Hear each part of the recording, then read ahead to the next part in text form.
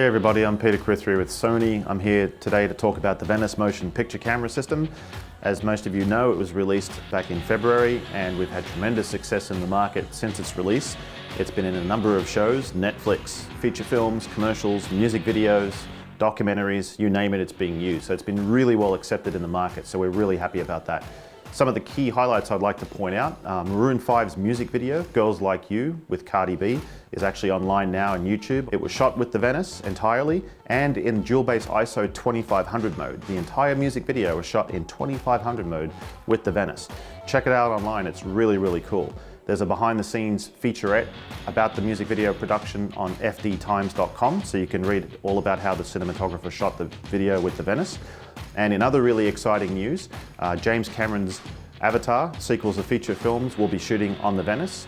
We have a video that you can link over to on YouTube. James Cameron talks about how he selected the Venice, why he selected it after testing all of the cameras in the market. So really exciting development there as well. Okay, so moving on from there, version 2 firmware. After a lot of feedback from the market and development with filmmakers, version 2 firmware brings some really powerful features. It includes variable frame rates from 1 to 60 frames per second. It includes ProRes recording in both proxy and in HQ modes. It includes simultaneous recording with both proxy and MPEG together with the RAW and XOCN recording with the R7 recorder. We'll talk more about that a little bit later. We also include false color. We have user uploadable 3D LUTs. We have new imager modes in 6K 185:1, 6K 17:9, 4K 6.5 anamorphic. We're also enabling the E-mount. The native E-mount on the Venice will be enabled in version 2, so you can use native E-mount lenses, like for example the Sigma that we have on here right now. We're also having dual base ISO 2500 officially implemented in the camera.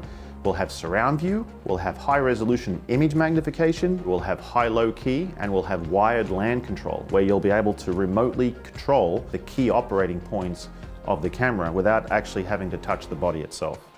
So to emphasize some of the more key features for the version 2 firmware, I want to touch on again. Variable frame rates. So that means that you can go from 1 frame up to 60 frames per second in 1 frame increments. Another really cool key feature I want to re-emphasize is the dual base ISO 2500 mode.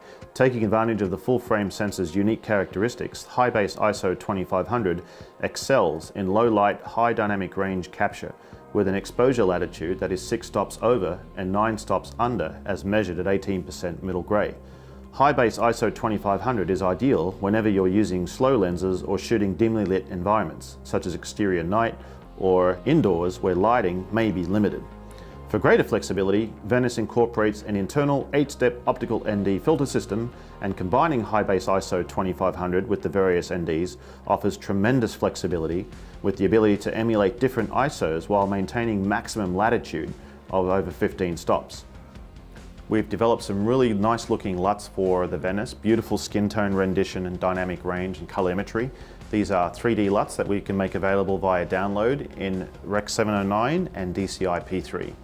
Another key feature that we talked about earlier is 3D LUTs, uploadable 3D LUTs. So now with the version 2, you can roll your own LUT, upload it into the camera and use that for either baking onto the recording on S/S, or you can use as a monitoring output. A really powerful tool that we're implementing in version 2 is false color. By pressing the B button on the viewfinder, it enables false color. So just a quick recap on some of the really cool features of the Venice camera body itself. You can notice here that we have the R7 RAW recorder, which also supports XOCN, which is the extended tonal range original camera negative. Both Sony's RAW is 16-bit and XOCN is 16-bit. We have 2 versions of XOCN. We have the standard recording, which is called ST, and we have the lighter version, which is called LT.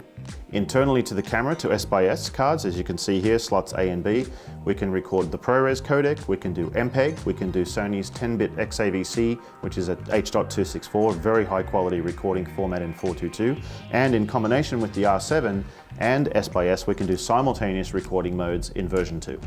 So Venice was designed in collaboration with filmmakers, directors, cinematographers, DITs, post-production, first ACs, second ACs, and so forth. We had a lot of feedback in developing the camera body, the color science, the form factor, the build quality. As you can see here, this is the result.